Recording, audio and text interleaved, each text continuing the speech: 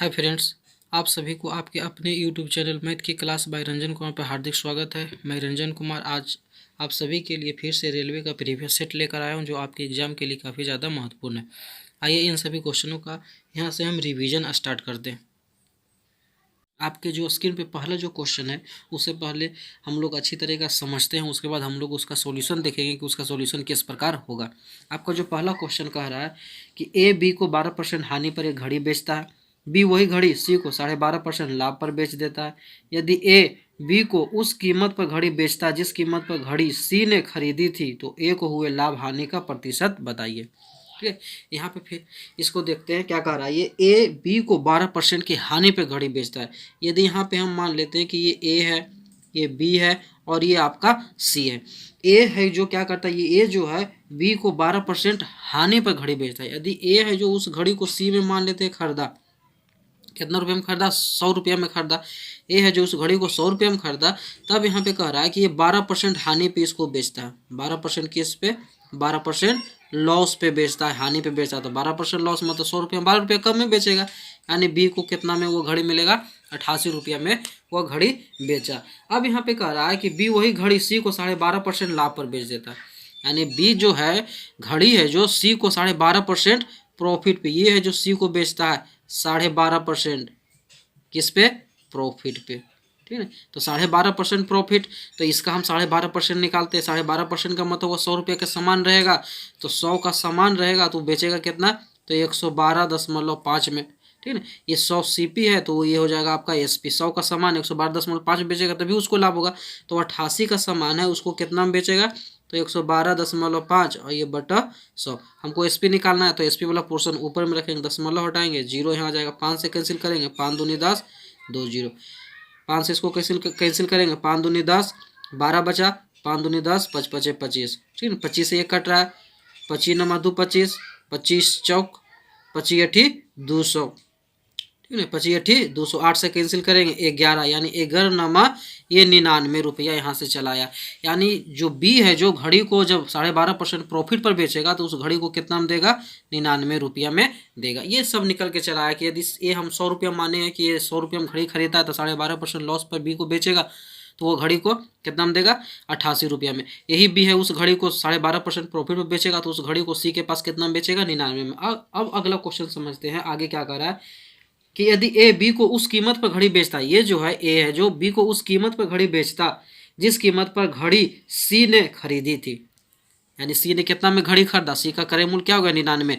तब यहाँ पे अब कह रहा है कि ए उस कीमत पर बेचता, यानी कितना? किसकी? जिस कीमत पर बी सी ने घड़ी खरीदी। सी ने घड़ी खरीदी 99 में, यानी ए जो है बी को 99 रुपये में यदि घड़ी बेचता, ठीक है, बी को कितना में घड़ी बेचता? 99 में बेचता। तो इसी स्थिति में ए को हुई लाभ या हानि बताइए। तो अब बताइए, इसका तो क्रय मूल्य 100 का 100 ही रहेगा। अब ये घड़ी 88 के बदले किस में बेच रहा है? तो सी के क्रय मूल्य पर बेचना चाहता है, यानी 99 में बेचना चाहता है। बी को 99 में बेचेगा तो क्या होगा? तो 100 का सामान 99 में बेच रहा है, यानी 1% हानि होगा, 1% लॉस होगा। 1% लॉस, जो ऑप्शन नंबर ए है जो करेक्ट आंसर हो जाएगा आपका। ठीक है, जो ऑप्शन नंबर ए है जो करेक्ट आंसर हो जाएगा। 100 का सामान है जो वो कितना में बेचेगा? बी को 99 में बेचेगा, तो 99 में बेचेगा तो 1 रुपया का हानि होगा। 100 में 1 रुपया हानि हो रहा है, यानी परसेंटेज में भी 1 रुपया का हानि होगा, तो 1% लॉस हो जाएगा, हानि होगा। जो ऑप्शन नंबर आपका ए है जो राइट आंसर हो जाएगा। इस क्वेश्चन का ऑप्शन नंबर ए है जो सही है आपका। अब बढ़ते हैं अगले क्वेश्चन की तरफ। अगला क्वेश्चन जो आपके स्क्रीन पे, पहले इसे हम लोग अच्छी तरीके से समझते हैं, उसके बाद हम लोग इस क्वेश्चन का सॉल्यूशन देखते हैं कि किस प्रकार इस क्वेश्चन का सॉल्यूशन प्राप्त होता है। आपका अगला क्वेश्चन जो आपके स्क्रीन पे क्या कह रहा है कि किसी गांव में 12% बकरियां बाढ़ में बह गई और शेष बकरियों में से 5% बकरियां किसी बीमारी से मर गई। अब यदि गांव में 8,360 बकरियां शेष हो, तो बताइए बाढ़ से पहले गांव में मूलतः कितनी बकरियां थी। ठीक है ना, कितना बकरियां गांव में पहले थी, इसकी संख्या हमको निकालना है। सबसे पहला कह रहा है कि गांव में 12% बकरियां बाढ़ में बह गई, शेष बकरियों में से, ठीक है, तो मान लेते हैं कि कुल बकरियों की संख्या यहाँ पे कितना मान लिया हम? x। अब आप सोचिए 12% बह गया, 12% बह गया, तो 12% बह गया तो बचेगा कितना? टोटल तो 100% 100 का होता है, तो 100 में 12% यानी 12 चल गया, यानी बह गया, तो बचा कितना? तो 88। तो शेष का, शेष यहाँ बात कर रहा है, तो शेष आपका 88 बचा, तो शेष वाला हिसाब हम लोग लगाएंगे, यानी 88/100 शेष बचा। ठीक है ना। अब अगले लाइन में कह रहा है कि शेष बकरियों में 5% बकरियां किसी बीमारी से मर गई। यानी 5% बकरियां मर गई, तो मर गई तो बचता है कितना, क्योंकि अगली लाइन में दिया हुआ यदि गाँव में अब इतना बकरियां शेष हो, शेष का हिसाब चल रहा है, 5% मर गया, ठीक है ना। तो 5% मर गया तो 100 में 5 मर गया तो बचा कितना, 95, ठीक है ना। 95/100, तो शेष का हिसाब चल रहा है तो सीधे 95/100। अब कह रहा है तो ऐसी स्थिति में टोटल जो बकरियां गांव में 8360 बकरियां शेष बचती है। यही आपका इक्वेशन है, इसी को सॉल्व करेंगे तो एक्स का वैल्यू आसानी से आपका निकल जाएगा। यदि कैंसिल करेंगे 5 से तो 5 से काटेंगे 19 पचे 95, 5 से काटेंगे 20 पचे 100, ठीक है। 19 पचे 95 और 20 पचे 100, 19 से इसको यदि कैंसिल करेंगे 19 चौक 76 76, ठीक है। तो फिर से 7 बचेगा तो 76 से 19 चौक 76, 88 से सीधे इसको कैंसिल करेंगे तो 5 बार में 88 पचे 440, यानी एक्स का जब वैल्यू यहाँ से निकालेंगे तो क्रॉस मल्टीप्लिकेशन 20 में 5 का गुना करेंगे 100 और 100 में 100 का गुना करेंगे, यानी 2 जीरो और बढ़ जाएगा। यानी आपकी टोटल जो बकरियों की संख्या हो जाएगी कितनी हो जाएगी, 10,000 हो जाएगी। जो ऑप्शन नंबर आपका बी है जो राइट आंसर हो जाएगा इस क्वेश्चन का, ठीक है ना। ये शेष वाला क्वेश्चन था कि हमेशा कह रहा है कि पहले 12% बकरियां बाढ़ में बह गई, शेष बकरियों में से 5% किसी बीमारी से मर गई, अब यदि गांव में इतना बकरियां शेष है, यानी शेष वाला हमेशा जब चलता है तो टोटल यदि 12% शुरू में कह रहा है मर गई तो 100 में 12 मर गए तो कितना बचेगा, 88, तो 88/100। फिर कह रहा है कि 5% किसी बीमारी से मर गए, तो बीमारी से यदि मर जाता है 5% और गांव में कह रहा है कि शेष इतना बचा नहीं, शेष का ही हिसाब चल रहा है, तो शेष 5% जब मर गया तो बचा कितना, 95/100, ठीक है। हमेशा 100 पर ही हिसाब लेकर ये चलेंगे, 100 में ही हम लोग 5% माइनस करेंगे तो 95, ये नहीं कि 88% बचा अब इसमें से 5% घटाएंगे, तो ऐसा करने पे आपका सॉल्यूशन का जो आंसर आएगा वो गलत हो जाएगा। अब बढ़ते हैं नेक्स्ट क्वेश्चन की ओर। नेक्स्ट क्वेश्चन जो आपके स्क्रीन पे है क्या कह रहा है उसे पहले समझते हैं, उसके बाद हम लोग इसका सॉल्यूशन देखते हैं। क्या कह रहा है आपका कि 900 अधिकतम अंकों में से ए ने एक विषय में 72% अंक प्राप्त किए और दूसरे विषय में अधिकतम 700 अंकों में से 80% अंक प्राप्त किए। यदि परिणाम दोनों विषयों की सम्मिलित प्रतिशत पर आधारित हो तो बताए सम्मिलित प्रतिशत क्या। यानी 2 सब्जेक्ट का ये एग्जाम देता है, मान लेते हैं जैसे ए आपका है, ठीक है। तो शुरुआत में कितने परसेंटेज का कह रहा है कि यहाँ पे 900 टोटल अंक जो 900 है, तो 900 जो टोटल अंक है यहाँ पे, टोटल अंक यहाँ पे लिखते हैं टोटल 900 में कितना परसेंट अंक प्राप्त किया, तो 72% अंक प्राप्त किया। 72%, तो यानी अंक का यदि निकालते हैं कि 900 में टोटल अंक कितना प्राप्त किया, तो 900 का 72%, यानी सीधे 9 में हम 72 का गुना करेंगे, 9 दूनी 18 का हाथ मेरा 1, 9 से 63 है 1 64, 648 अंक वह प्रथम बार जो एग्जाम देता है 900 को जो अंक रहता है उसमें 648 अंक प्राप्त करता है।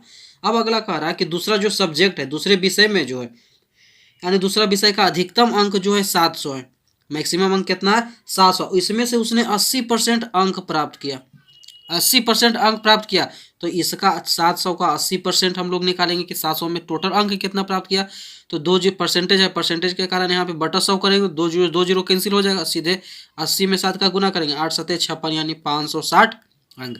अब कुल अंक यानी टोटल अंक कितना प्राप्त किया, कुल अंक प्राप्तांक, ठीक है, कितना प्राप्त किया, तो कुल अंक आपका इधर 648, 900 में 648 अंक प्राप्त किया और 700 में 560 अंक, तो इसको ऐड करते हैं तो 8 6 4 10 के 0 हाथ मेरा 1 6 5 11 1 12, यानी 1208 अंक टोटल प्राप्त किया।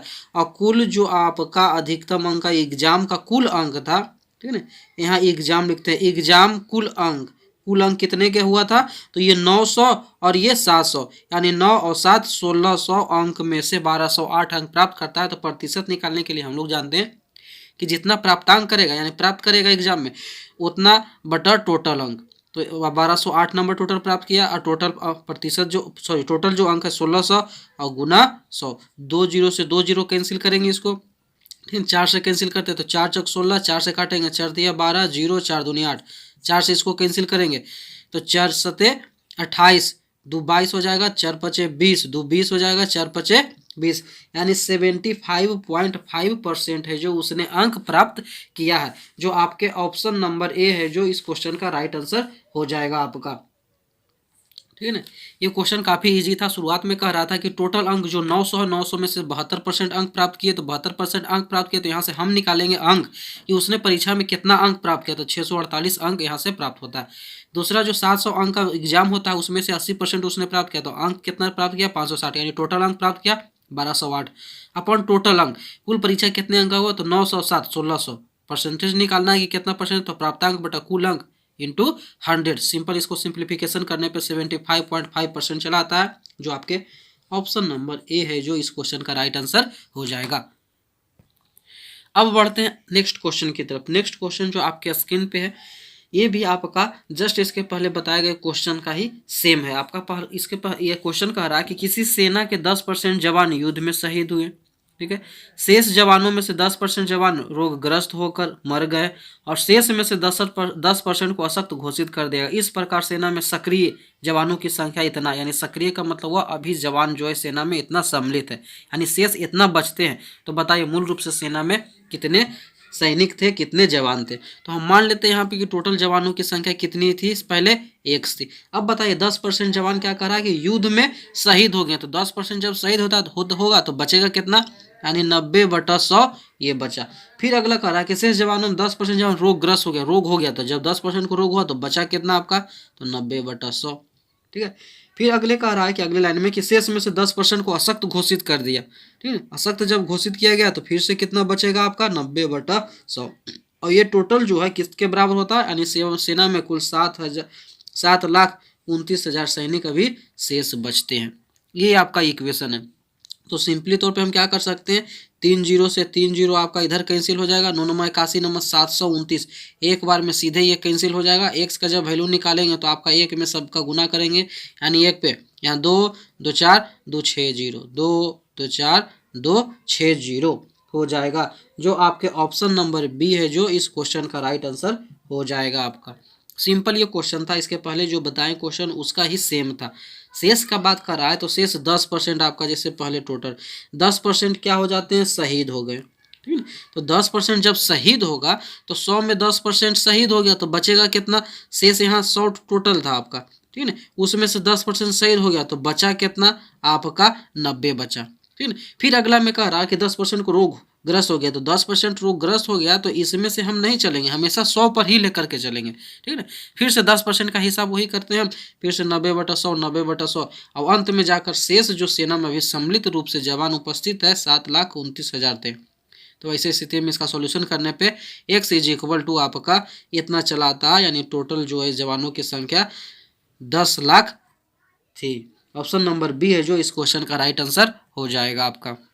काफ़ी इजी क्वेश्चन था। अब बढ़ते हैं नेक्स्ट क्वेश्चन की ओर। नेक्स्ट क्वेश्चन जो आपके स्क्रीन पे है, पहले ही आप लोग इसे अच्छी तरीक़ा से पढ़े समझे, उसके बाद हम लोग इसका सॉल्यूशन देखते हैं कि इसका सॉल्यूशन किस प्रकार प्राप्त होता है।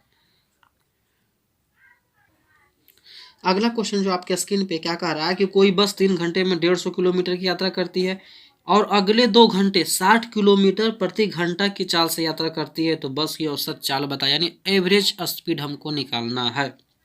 तो एवरेज औसत चाल का हम लोग सिंपल फार्मूला क्या जानते हैं, औसत जब चाल ये पूछेगा, ठीक है ना, औसत चाल, तो औसत चाल का क्या फार्मूला होता है, कुल दूरी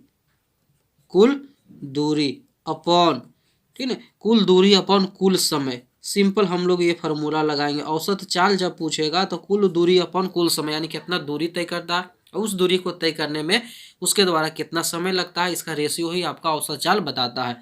तो यहाँ पे आपका कह रहा है, पहला जो लाइन है आपका 3 घंटे में 150 किलोमीटर, यानी फर्स्ट जो है 3 आवर में कह रहा है कितना चला, वो 150 किलोमीटर गया।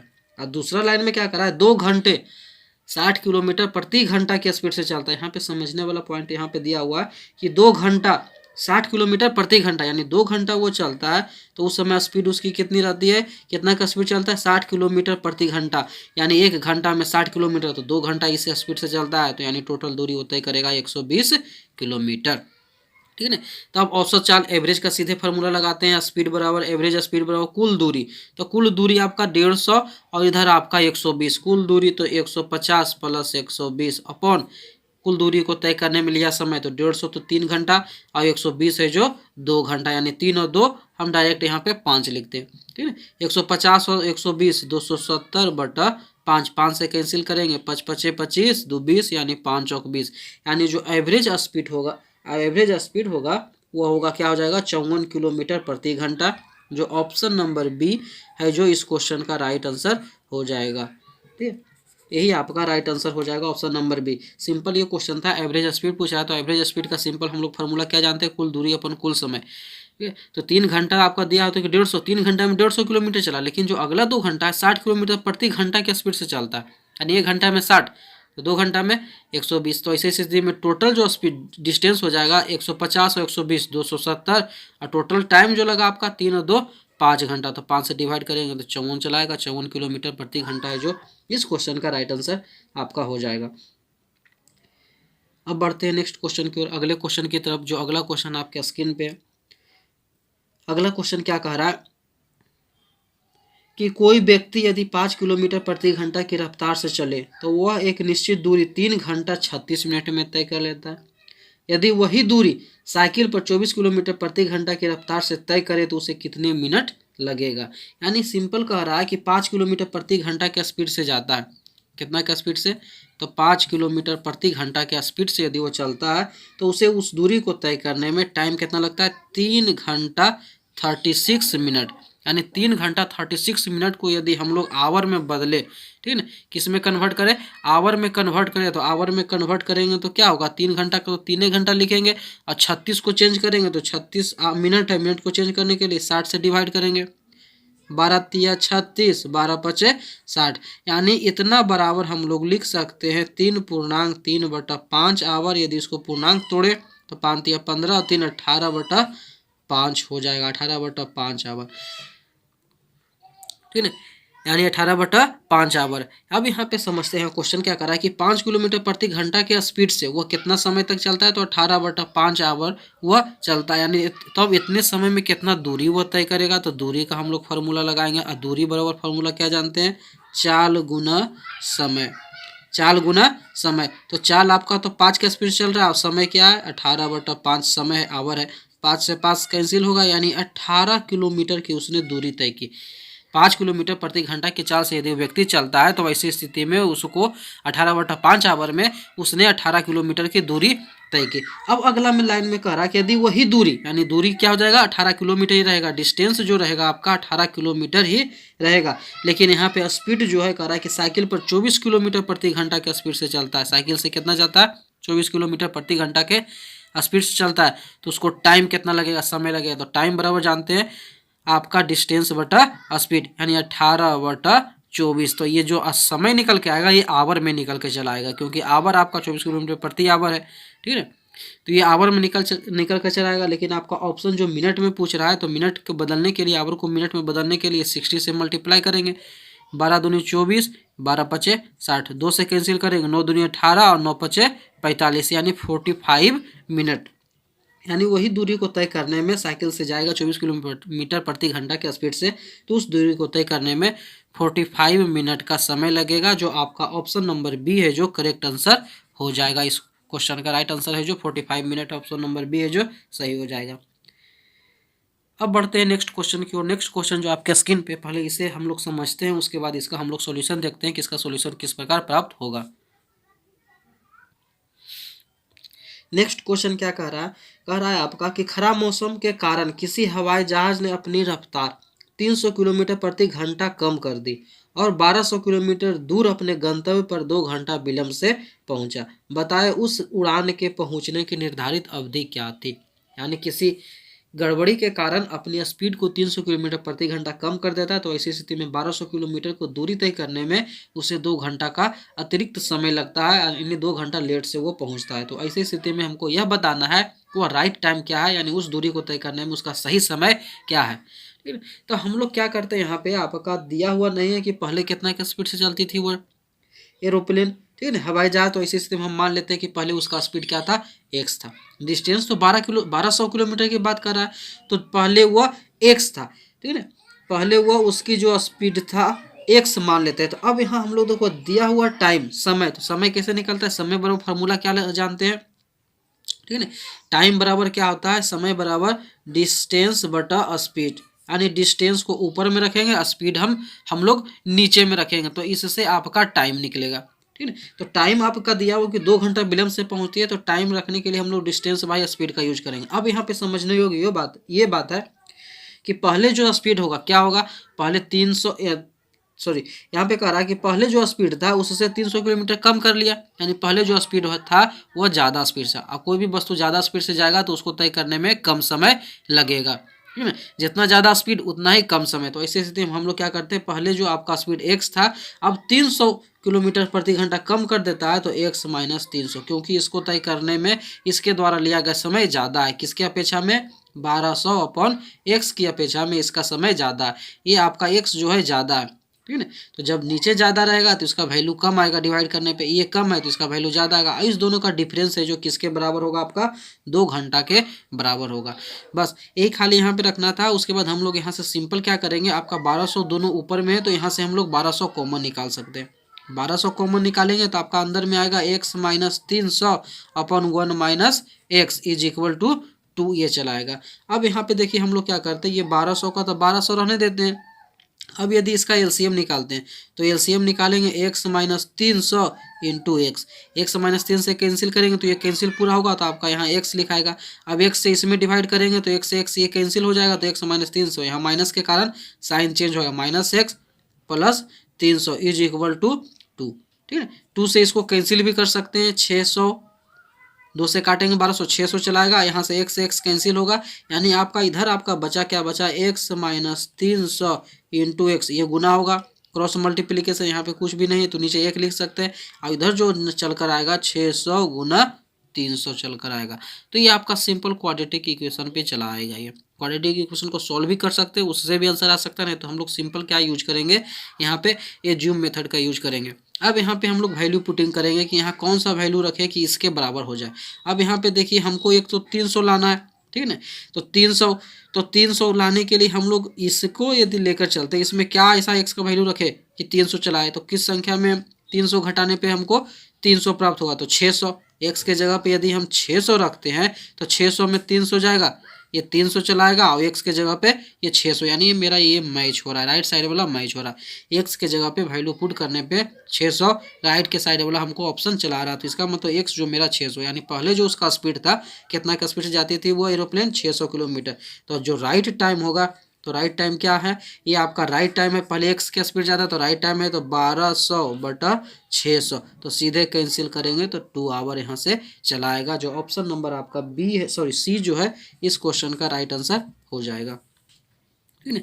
सिंपल आपका दिया हुआ था कि 300 किलोमीटर प्रति घंटा कम स्पीड से चलता है, तो कम स्पीड से चलता है इसका मतलब इसके पहले जो स्पीड था ज़्यादा था, ठीक है। जब नीचे में ज़्यादा वैल्यू रहेगा तो इसका भाग करने पे क्वोशेंट उतना ही छोटा आएगा, ठीक है। तो ऐसे स्थिति में आपका बड़ा क्वोशेंट यहाँ से प्राप्त होगा, तो इस दोनों का डिफरेंस है जो +2 हो जाएगा। तो इसलिए इसको x माइनस 300 को पहले और x वाला को बाद में रखें। इसका सॉल्यूशन करने पे आपका सीधे यहाँ से इसके द्वारा वैल्यू पुट के द्वारा हम लोग 600 यहाँ से x का वैल्यू निकालिए। x जब 600 निकाले तो राइट टाइम आपका इस स्पीड से जाएगा, तो राइट टाइम आपका है तो 1200 बटा 600, यानी 2 आवर है जो इस एरोप्लेन का उस दूरी को तय करने में एक निर्धारित अवधि थी, यानी 2 घंटे में उस दूरी को वो तय कर लेता था। नेक्स्ट क्वेश्चन की तरफ बढ़ते हैं। नेक्स्ट क्वेश्चन आपके स्क्रीन पे क्या कह रहा है कि 4000 रुपये की राशि पर 10% वार्षिक की दर से 4 वर्ष का चक्रवृद्धि ब्याज क्या होगा, यानी 4 वर्ष का हमको क्या निकालना है, CI निकालना है, कंपाउंड इंटरेस्ट निकालना है। यदि CI हम लोग जो जानते हैं फार्मूला CI, उस फार्मूला से निकालते हैं। CI का जो फार्मूला जानते हैं, ठीक है ना, CI is equal to P into 1 plus R/100 का पावर T माइनस 1। इस फार्मूला से यदि 4 वर्ष का हमको CI निकालना हो तो काफ़ी ये लंबा जाएगा, ठीक है। तो यहाँ हम लोग दूसरा विधि का यहाँ प्रयोग करेंगे, शॉर्ट मेथड का प्रयोग करेंगे। शॉर्ट मेथड क्या है हम लोग जानते हैं। आपका P दिया हुआ है, कितना दिया हुआ, 4000 रुपया और 10%, R 10% है, तो सबसे पहले हम 1 वर्ष का निकालेंगे कि इसका SI क्या होगा। 4000 का 10% के हिसाब से निकालेंगे तो 2 जीरो से 2 जीरो, यानी सीधे चलाएगा 400 रुपया, यानी पहले साल है जो हमको कितना रुपया मिलेगा, 4000 का 10% के हिसाब से 400 रुपया। अब हम लोग क्या करेंगे, ये जो है 400 रुपया इसका हर एक बार 4 साल है, ठीक है, तो ये पहला साल इतना होगा। फिर इस CI में क्या होता है, ब्याज के ऊपर ब्याज लगता है, ब्याज के ऊपर ब्याज लगता है, तो इसका ऊपर 400 रुपये ब्याज है, तो इसका भी हम लोग फिर 10% निकालेंगे। तो 10% इसका निकालेंगे तो 400 का 10% निकालने पे 400, तो इसी का 10% यहीं पे हम लोग निकाल लेते हैं, तो 400 का 10% निकालने पे 40। फिर से इसका 10% हम लोग निकालते हैं, क्योंकि ब्याज के ऊपर ब्याज लगता है तो ब्याज हर बार लगता जाएगा। तो 40 का 10% निकालेंगे तो 40 का यदि 10%, जैसे यहाँ 40 लिखते हैं, 40 का 10%, ठीक है, 2 जीरो से 2 जीरो कैंसिल हो जाए, यानी 4 हो जाएगा। अब 4 का फिर 10% निकालेंगे तो ये 0.4 चला आएगा। ये बात हो गया। सबसे पहले हम लोग क्या करेंगे इसमें कि सबसे पहले हम लोग ब्याज निकालेंगे 1 साल का। जितना परसेंट दिया रहेगा उस अनुसार से इसका ब्याज निकालेंगे। 1 साल का कितना ब्याज होता है। अब CI का कंसेप्ट होता है कि ब्याज के ऊपर ब्याज जोड़ता है, यानी जो ब्याज निकाले हैं उसका भी ब्याज हम निकालते जाएंगे 10% के हिसाब से, क्योंकि आर आपका दिया हुआ क्वेश्चन में 10% है। तो हर एक बार 10% के हिसाब से ब्याज निकालते चला जाएंगे। कहाँ तक, 4 साल का पूछा है, 4 साल।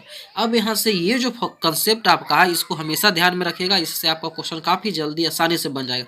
जब 4 वर्ष का आपका ब्याज पूछेगा, चक्रवृद्धि ब्याज, तो हम लोग एक रेशियो का यूज करते हैं, और वो जो रेशियो है 4:6:4:1, यानी 4:6:4:1। 4 वर्ष का जब ब्याज पूछेगा तो इस रेशियो से आपका ब्याज निर्धारित होता है 4 वर्ष के लिए, ठीक है ना। तो अब इसका करना क्या है, तो कुछ नहीं करना, आपको सिंपल सबका मल्टीप्लाई कर देना है। तो 400 में 4 का गुना करेंगे तो 1600, 40 में 6 का गुना करेंगे 240, 4 में 4 का गुना करेंगे 16, इसमें गुना करेंगे तो 0.4 ये चलाएगा। अब सबको ऐड कर दीजिए, तो 16 2 18, ठीक है ना, 1840 और 10 1856, यानी 1856.4 रुपया है जो इसका क्वेश्चन का आंसर हो जाएगा। यानी 4 वर्ष का जो CI होगा 1856.4 रुपया चलाएगा। कब, ये वाला खाली कंसेप्ट आपको हमेशा ध्यान में रखना है। 4 वर्ष का जब पूछ देगा तो 4:6:4:1 रेशियो का यूज करना है। जो आपका मूलधन दिया रहेगा, अमाउंट दिया रहेगा, सॉरी प्रिंसिपल जो दिया रहेगा उसका हम लोग ब्याज निकालेंगे 1 साल का।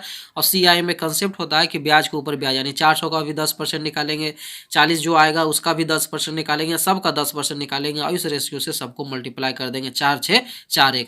ये 4 वर्ष का होता है, ठीक है। 3 वर्ष का पूछेगा तो 3 वर्ष का अलग अलग कंसेप्ट होता है, फिर उसको हम लोग देखते हैं। तो 4 वर्ष का सिंपल कंसेप्ट क्या होता है, 4:6:4:1 के आधार पर ही इसका रेशियो होता है, इसका ब्याज संयोजित होता है और इस आधार पर सबको ऐड करने पर 1856.4 रुपया है जो, ठीक है, यानी ऑप्शन नंबर ए है जो इस क्वेश्चन का राइट आंसर हो जाएगा। और इसका जो 2-3 कंसेप्ट आपका है, अब जैसे आपका ये तो 4 वर्ष का हो गया। यदि 2 वर्ष का पूछेंगे तो 2 वर्ष का पूछने पे हम लोग किस कंसेप्ट का यूज करेंगे, तो 2 वर्ष का जब CI आपसे पूछे, ठीक है, तो 2 वर्ष का CI भी पूछेगा तो सिंपल हम लोग किस रेशियो का प्रयोग करेंगे, 2:1, यानी 2:1 का प्रयोग करेंगे। 3 वर्ष का जब पूछ देगा तो 3:1 रेशियो का प्रयोग करेंगे। और 4 वर्ष का जब पूछेगा CI तो 4:6:4:1, 4:6:4:1 रेशियो का हम लोग प्रयोग करके सिंपल जो भी ब्याज रहेगा उससे इसको मल्टीप्लाई करके हम लोग निकालते हैं, ठीक है। इस रेशियो के सहारे हम लोग आसानी से किसी भी, ठीक, चक्रवृद्धि ब्याज का आसानी से हम लोग ब्याज प्राप्त कर सकते हैं बिना फार्मूला का यूज का, और काफ़ी समय बचत भी इसके द्वारा होगा। तो इस कंसेप्ट को जो आप यहाँ पे लिखा हुआ है नज़र आ रहा है, इसको हमेशा याद रखिएगा। 2 वर्ष का CI 2:1, 3 वर्ष का CI रहेगा तो 3:1, 3:1 के, 4 वर्ष का तो 4:6:4:1, ठीक है। अब इसको सिंपल याद करने का एक और तरीका, ये इसको याद भी कर सकते हैं। दूसरा तरीका क्या होता है, ये जो हम लोग सिंपल क्या करेंगे, 11 का स्क्वायर, 2 वर्ष का है तो 11 का स्क्वायर, ठीक है। 2 वर्ष का पूछेगा तो 11 का स्क्वायर कितना हो जाएगा, तो 121। तो ये जो 2 1 अंतिम वाला जो है, एक अंक छोड़ करके अंतिम वाला 2 1, तो यही 2 1। 11 3 वर्ष का पूछेगा तो 11 का क्यों करके देखिएगा तो 1300 कितना आएगा 31, 331। ये आपका यहाँ पे 4 वर्ष का पूछेगा तो 11 का पावर 4, तो 11 का पावर 4 करने पे आपका 14,641 आएगा, यानी 4:6:4:1, यानी एक अंक छोड़ करके बाकी जो बचेगा उसी रेशियो का उपयोग हम लोग करते हैं। तो इसके सहारे भी आप लोग आसानी से याद रख सकते हैं इसको, ठीक है। क्या याद करना है, 2 वर्ष का CI यानी 11 का स्क्वायर, 11 का स्क्वायर में अंतिम का जो 2 अंक रहेगा तो 2 1, ठीक है ना। 3 वर्ष का कहेगा तो 11 क्यों 1331, तो 3 3 1। 4 वर्ष का पूछेगा तो 11 का पावर 4 यानी 4:6:4:1। तो ये कंसेप्ट के द्वारा भी हम लोग इस तरह के क्वेश्चन का सॉल्यूशन आसानी से बहुत ही कम समय में हम लोग कर लेते हैं। अब बढ़ते हैं नेक्स्ट क्वेश्चन की ओर। जो नेक्स्ट क्वेश्चन आपका कह रहा है उसे भी हम लोग देखते हैं, समझते हैं। उसके बाद नेक्स्ट क्वेश्चन जो आपके स्क्रीन पे है, क्या कह रहा है कि यदि 3 वर्ष के लिए किसी राशि पर चक्रवृद्धि ब्याज और साधारण ब्याज का अंतर 186 रुपया है तो मूलधन की राशि ज्ञात करें। यह मानते हुए कि दोनों मामलों में ब्याज की दर 10% है, यानी आपका दर जो सेम है, यानी कितना है, दर है जो 10%, टाइम कितना दिया हो 3 वर्ष। और साधारण ब्याज और CI और SI जो आपका है इसका जो डिफरेंस दिया हुआ है, कितना दिया हुआ आपका, कह रहा है 186 रुपया, ठीक है। टाइम 3 ईयर है आपका, और R जो है 10% है। तो इसका 86% है, तो आपका पूछ रहा है कि मूलधन क्या है, यानी कौन सी मूलधन की राशि कितना है, ठीक है। तो इसका हम लोग क्या निकालते हैं, इसका एक कंसेप्ट होता है, इसका फार्मूला होता है, उस फार्मूला के सारे हम लोग आसानी से निकालेंगे। यदि 3 वर्ष का आपका पूछेगा तो 3 वर्ष का सिंपल फार्मूला क्या याद रखेंगे, पी आर का square into 300 plus R upon 100 का पावर 3। जब 3 कहेगा तो 100 का पावर 3 देंगे यहाँ पे। अब वैल्यू पुट करेंगे हम लोग। ये किसका फॉर्मूला है? तो 3 वर्ष का सी आई और एस आई का अंतर, यानी सी आई और एस आई का अंतर कितने साल का? 3 साल का। 3 साल का आपका सी आई एस आई दिया, तो इसके जगह पे आपको 186 रखना होगा। तो पी के जगह पे, यानी पी हमको निकालना है, तो इसके जगह पी का पी रखते हैं। आर कितना है? 10%, तो 10 का स्क्वायर 10 गुना 100, ठीक है। 300 और आर कितना है? 10%, तो 300 में आर को ऐड करेंगे, यानी 10 को ऐड करेंगे, 310 अपॉन 100 का पावर क्यूब है। इसका मतलब 100 को 3 बार हम लोग लिखेंगे। और इस यह किसके बराबर होता है? तो 186, अंतर 186 186 के बराबर, ठीक है। 3 जीरो से 3 जीरो कैंसिल, ठीक है ना। 31 से काटेंगे, 31 छक, तो पी का जब वैल्यू निकालेंगे क्रॉस मल्टीप्लीकेशन होगा 6 में, कितना गुना करेंगे तो 1 जीरो और 2, यानी 2 1 3 जीरो आपका बैठ जाएगा। सिंपल तौर पे इसका जो क्वेश्चन का आंसर होगा आपका 6,000 रुपया आ जाएगा, यानी मूलधन की जो राशि है 6,000 रुपया है, ठीक है। इस तरह का क्वेश्चन का सॉल्यूशन है जो फार्मूला के सहारे काफ़ी आसानी से कर लेते हैं। ये जो फार्मूला आपका है कितने का है? 3 साल का सी आई और एस आई का अंतर दिया रहेगा, तो हम लोग को इस फार्मूला का उपयोग करेंगे। पी आर का square into 300 plus R upon 100 का power cube is equal to अंतर। अंतर के जगह पे क्या अंतर होगा आपका? सी आई माइनस एस आई, 3 साल का। अब यहीं पे कभी कभी क्वेश्चन, जो अधिकांश क्वेश्चन 2 साल पे पूछा जाता है, 2 साल का अंतर का क्या कंसेप्ट होता है? 2 साल का अंतर के लिए हम लोग किस फार्मूला का उपयोग करते हैं? तो पी आर का स्क्वायर अपॉन 100 का स्क्वायर, ठीक है ना। 2 वर्ष का अंतर, जब 2 साल का अंतर रहेगा तो पी आर का स्क्वायर अपॉन 100 का स्क्वायर, इस फार्मूला के सारे हम लोग 2 साल का सी आई और एस आई का अंतर है जो निकालते हैं। ये था आज का सेशन। आशा करता हूँ कि आज का सेशन आपको पसंद आई होगी। यदि पसंद आई है तो वीडियो को प्लीज़ लाइक करें, शेयर करें, साथ ही साथ चैनल को सब्सक्राइब करना ना भूलें। वीडियो देखने के लिए आपका बहुत बहुत धन्यवाद।